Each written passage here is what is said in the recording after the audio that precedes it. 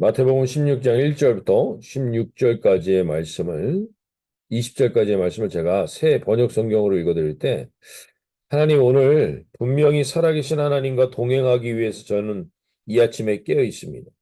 하나님이 나에게 말씀하시는 것을 들려주시옵소서 고백하며 나가길 원합니다. 바리새파 사람들과 사두개파 사람들이 와서 예수를 시험하느니라 하늘로부터 내린 표징을 자기들에게 보여달라고 요청하였다. 예수께서 그들에게 말씀하셨다. 너희는 저녁 때에는 하늘이 붉은 것을 보니 내일 날씨가 맑겠구나 하고 아침에는 하늘이 붉고 흐린 것을 보니 오늘은 날씨가 굳겠구나 한다. 너희는 하늘의 징조는 분별할 줄 알면서 시대의 징조들은 분별하지 못하느냐. 악하고 음란한 세대가 표징을 요구하지만 이 세대는 요나의 표징밖에는 아무 표징도 받지 못할 것이다. 하고 그리고 나서 예수께서는 그들을 남겨두고 떠나가셨다. 제자들이 건너편에 이르렀는데 그들은 빵을 가져오지 않은 것을 잊었다. 예수께서 그들에게 말씀하셨다. 너희는 바리새파 사람들과 사두개파 사람들의 누룩을 주의하고 경계하여라. 그들은 서로 수군거리며 말하였다. 우리가 빵을 가져오지 않았구나. 예수께서 이것을 아시고 말씀하셨다. 믿음이 적은 사람들아, 어찌하여 너희는 빵이 없다는 것을 두고서 서로 수군거리느냐? 너희는 아직도 깨닫지 못하느냐? 5천 명이 먹은 그 빵 5개를 기억하지 못하느냐? 부스러기를 몇 광줄이나 거두었는 어떠냐? 또한 4천 명이 먹은 그 빵 7개를 기억하지 못하느냐? 부스러기를 몇 광줄이나 거두었더냐? 내가 빵을 두고 너희에게 말하는 것이 아님을 너희는 어찌하여 깨닫지 못하느냐? 바리새파 사람들과 사두개파 사람들은 이 누룩을 경계하여라. 그제서야 그들은 빵의 누룩이 아니라 바리새파 사람들과 사두개파 사람들의 가르침을 경계하라고 하시는 말씀인 줄 깨달았다. 예수께서 빌립보 가이사라 지방에 이르러서 제자들에게 물으셨다. 사람들이 인자를 누구라고 하느냐? 제자들이 대답하였다. 세례자 요한이라고 하는 사람들도 있고 엘리야라고 하는 사람들도 있고 예레미야나 예언자들 가운데 한 분이라고 하는 사람들도 있습니다. 예수께서 그들에게 물으셨다. 그러면 너희는 나를 누구라 하느냐? 시몬 베드로가 대답하였다. 선생님은 살아계신 하나님의 아들 그리스도이십니다. 예수께서 그에게 말씀하셨다. 시몬 바요나 너는 복이 있다. 너에게 이것을 알려주신 분은 사람이 아니라 하늘에 계신 나의 아버지시다. 나도 너에게 말한다. 너는 베드로라. 나는 이 반석 위에다가 내 교회를 세우겠다. 죽음의 문들이 그것을 이기지 못할 것이다. 내가 너에게 하늘나라의 열쇠를 주겠다. 내가 무엇이든지 땅에서 매면 하늘에서도 매일 것이요. 땅에서 풀면 하늘에서도 풀릴 것이다. 그때 예수께서 제자들을 엄명하시기를 자기가 그리스도라는 것을 아무에게도 말하지 말라고 하셨다.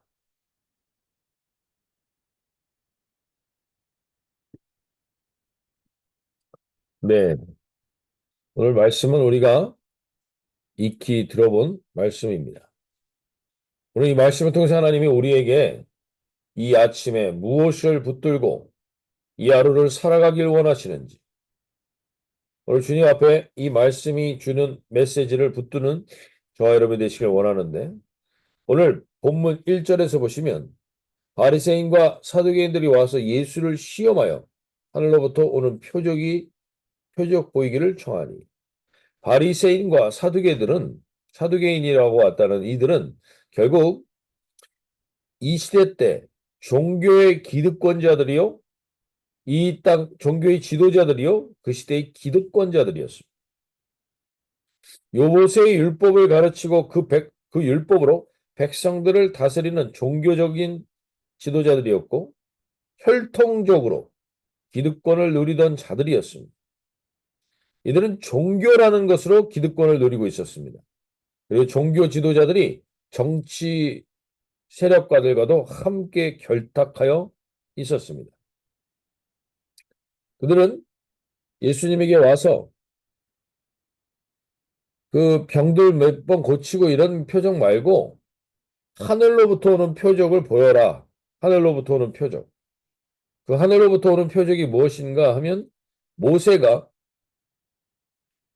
이스라엘 백성들을 이끌었을 때 하늘의 만나를 하늘에서 만나를 내려주고 메추라기를 내려주고 그들의 먹을 문제를 40년간 해결해 줬던 표적을 말하는 거예요. 불기둥과 구름기둥으로 인도하였던 것을 보여주라는 겁니다. 그 권세를. 예수께서 말씀하십니다. 너희들이 표적을 구하는데 이 표적의 궁극적인 목적이 무엇이냐는 거죠. 이 표적을 구하는 궁극적인 표적을 구하는 궁극적인 목적이 하나님을 알기를 원하는 거냐 아니면 너희들의 필요를 채우기를 원하는 거냐. 너희들의 필요만 채우고 나면 너희는 더 이상 하나님을 알기를 원하지 않는 너희들의 세대를 음란한 세대라고 16장의 4절에서 예수님은 말씀하십니다. 오늘 우리도 마찬가지입니다. 하나님을 따라가는 목적은 처음에 다 미신적일 수 있습니다. 이 필요를 채우기를 원하고 이 문제를 해결하기를 원하고 이것으로 시작하는 것이 잘못된 것은 아닙니다. 그러나 그 표적, 지도자라는 자들이 그것도 종교의 지도자가 된 자들이 구하는 게 결국 표적밖에 없다면 그것은 악하고 음란하다라고 예수님이 오늘 말씀하시는 거예요. 오늘 우리가 하나님을 믿는 목적이 처음에 하나님이 나를 지켜주시고 보호해주시고 먹을 것을 챙겨주시고 나를 이끌어주실 것에 대한 기대로 시작하는 것은 잘못된 게 아닙니다. 그럴 수 있습니다. 근데 거기에 머물러 있다면 그 미신적 신앙에 머물러 있다면 그것은 악하고 음란한 세대로 갈 수 있다는 것입니다. 오늘 그래서 예수님은 이 제자들이 다 앞으로 신앙의 지도자들이 될 사람들입니다. 지도자들이 될 사람들은 어떠한 사람이 되어야 하는가를 예수님은 오늘 이 상황을 통해서 가르쳐 주십니다. 오늘 이 새벽에 있는 모든 한 분 한 분들이 나는 지도자가 아니라 그냥 교회 다니는 사람이야 라고 생각하실 수 있을지 모르지만 예수님은 우리를 분명한 목적을 가지고 부르셨습니다. 우리는 모두 다 예수님의 제자로 부름을 받았지 그냥 교회를 다니는 한 일원으로 부름받는 사람들이 아니라는 사실을 오늘 이 새벽에 있는 한 분 한 분이 일깨우실 수 있길 바랍니다. 주님은 우리 모두를 주님의 뜻을 이 땅 가운데 이루어가는 지도자들로 세웠다는 사실입니다. 그 지도자들로서 반드시 깨어 있어야 하는 게 무엇인가? 그것을 오늘 예수님은 이 말씀을 통해서 깨우쳐 주시며 우리에게 이제 영적으로 지도자로 세우기를 원하시며 이 새벽에 우리를 깨우셨다는 사실을 다시 한번 주님이 일깨우시는 것입니다. 오늘 주님 앞에서 우리가 다시 한번 이 말씀을 붙들고 나아갈 때 예수님이 지도자들이라면 이제 하나님께서 예수님이 우리를 부르신 이유는 제자요. 그 제자들은 반드시 영향을 미치는 자들이 될 것이라는 거예요. 우리는 누군가에게 반드시 영향을 미치는 자들로 소개될 텐데 그때 깨어 있어야 될 게 있다는 겁니다. 그게 12절입니다. 16장 12절에 그 제자들이 떡에 누룩이 아니요 바리새인과 사두개인들의 교훈을 삼가라고 말씀하신 줄을 깨달으니 바른 지도자가 되기 위해서 하지 말아야 될 것들, 깨어 있어야 될 것이 지금 바리새인의 누룩과 사두개인의 교훈을 삼가라는 이게 이 누룩이 그 바리새인과 사두개인들이 가르쳐줬던 가르침이란 얘기를 해줍니다. 오늘 우리 여기 이 새벽에 있는 한 분 한 분들이 하나님은 다 우리를 이 땅에 예수 그리스도를 모르는 자들은 지도자가 되어서는 올바른 지도자가 될 수 없습니다. 예수 그리스도를 온전히 아는 자들만이 온전한 지도자가 될 수 있는데 오늘 그 지도자들이 깨어 있어야 되는 것이 첫 번째가 바리새인의 누룩이라는 겁니다. 바리새인의 누룩. 그 바리새인의 누룩은 무엇인가? 그것은 예수님은 바리새인들에게 회칠한 무덤이라고 했습니다. 그들은 겉으로는 사람들에게 앞에서 그럴듯하게 부풀려 보입니다. 이게 모든 정치인들의 공통점이죠. 겉으로는 그럴듯합니다. 근데 누룩의 특징은 뭡니까? 부풀리는 겁니다. 누룩은 부풀리는 겁니다. 실제 그렇지 않은데 그런 거죠. 실제 자기가 그렇지 않은데 할 수 있을 것처럼.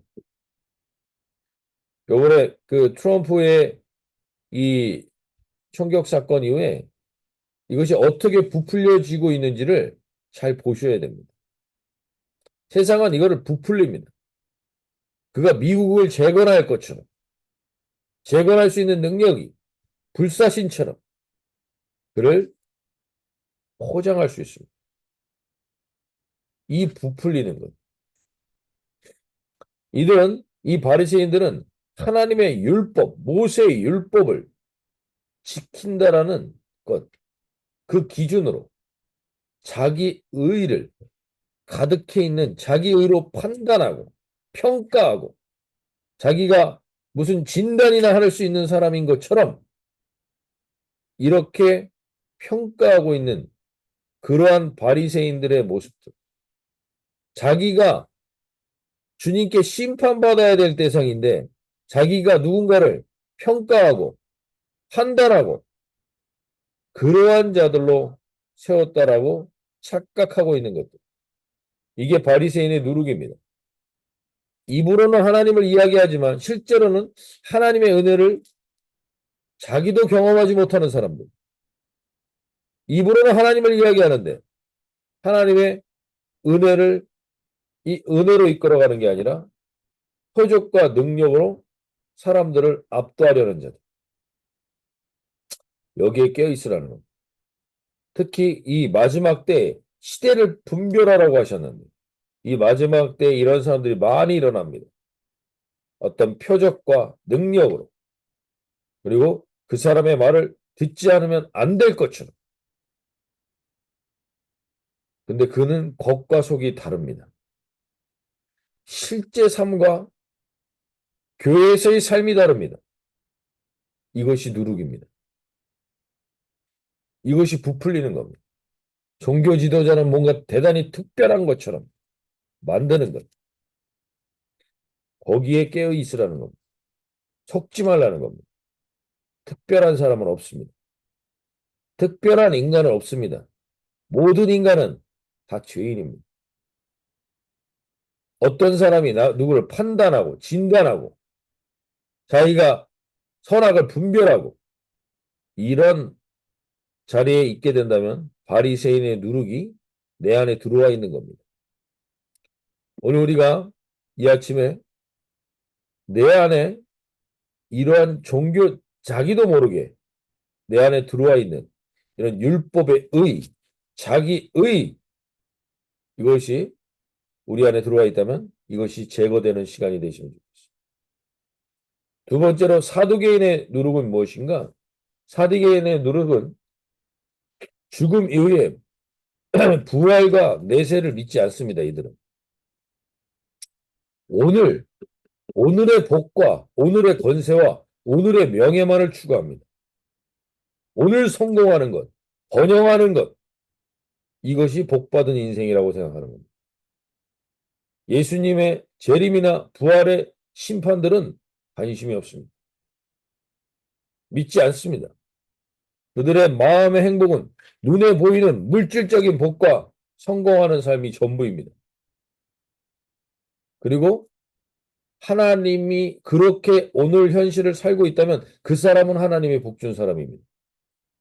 그것이 없다면 하나님은 복준 사람이 아닌 겁니다. 이렇게 판단하게 되는 게 사두개인의 누룩입니다. 오늘 우리는 알게 모르게 신앙생활을 하면서 이 바리새인의 누룩과 사두개인의 누룩이 우리와 우리의 삶을 지배하고 있을 때가 있습니다. 오늘 이것을 이러한 세대들을 예수님이 명확하게 말씀하십니다. 16장 4절에서 악하고 음란한 세대가 표적을 구하라. 요나의 표적밖에는 보여줄 표적이 없느니라. 예수님은 제일 중요한 기준으로 지도자, 리더가 되는 데 있어서 제일 중요한 기준으로는 요나의 표적을 알아야 한다는 겁니다. 요나의 표적은 마태복음 12장에서도 이미 한번 언급됐습니다. 요나의 표적의 결국 핵심은 뭐냐? 3일 동안 물고기 뱃속에 들어가 있다가 죽은 사람처럼 냈다가 다시 살아났다라는 겁니다. 결국 예수님의 부활을 상징하는 게 요나의 표적입니다. 근데 부활은 어디서 시작되는 겁니까? 부활은 십자가에서부터 시작되는 겁니다. 즉 십자가와 부활의 권세가 최고의 권세이고 최고의 축복이고 최고의 능력임을 인정하지 않는 사람들이 바리새인의 누룩이고 사두개인의 누룩입니다.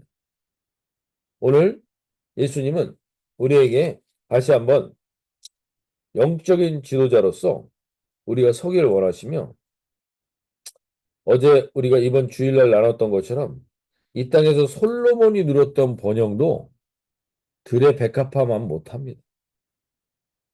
그런 것들을 추구하게 만드는 게 사두개인의 누룩이고 엉뚱하게 자기가 리더가 되고 자기가 하나님이 되고 하나님을 이름을 빙자해서 자기가 하나님이 되어 있는 자들이 바리새인입니다.